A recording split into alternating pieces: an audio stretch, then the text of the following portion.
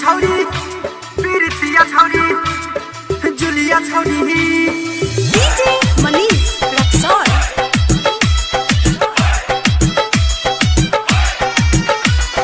जुलिया छौरी प्रीतिया छौरी कानों में बाली होठे लाली लगाई के कानों में बाली होठे लाली लगाई के ले बही तू सबके जान पूजिया छौरी हे गे लुलिया छौरी हे गे जुलिया छौरी हे गे सोनिया छौरी हे गे पूजिया छौरी हे गे लुलिया छौरी हे गे सोनिया छौरी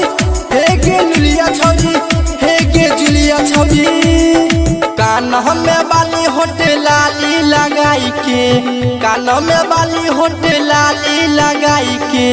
ले बही तू सबके जान पूजिया छौरी हे गे लुलिया छौरी हे गे जुलिया छौरी हे गे सोनिया छौरी हे गे पूजिया छौरी हे गे लुलिया छौरी हे गे पूजिया छौरी हे गे जुलिया छौरी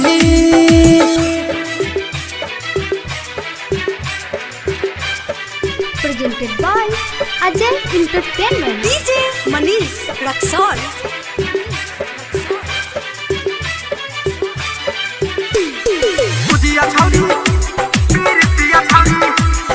सोनिया छौरी हे गे जुलिया छौरी गोरे गोरे गाल छौगे उम्र 16 साल छौगे देखै में छौड़ी जबरदस्त लागे छे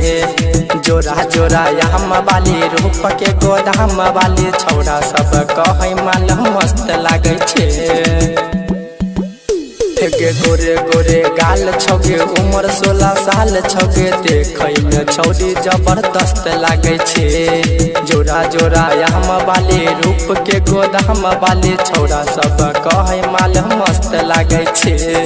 मायर के कनखी उठा बैसन की मायर के कनखी उठा बैसन की ले बही हमरो परान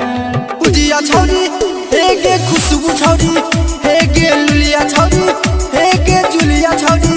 हे गे सोनिया छौरी हे गे खुशबू छौरी हे गे पूजिया छौरी हे गे लुलिया छौरी हे गे जुलिया छौरी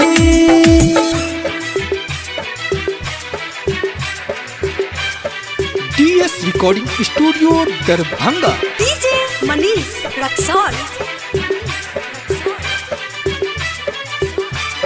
पूजिया छौरी प्रीतिया छौरी सोनिया छौरी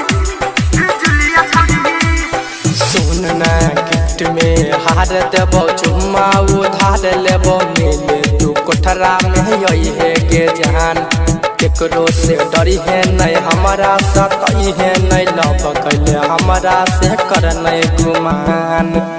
हे गे सुनना गिफ्ट में हार देबो चुम्मा उधार लेबो मिले तू कोठरा में यही है गे जान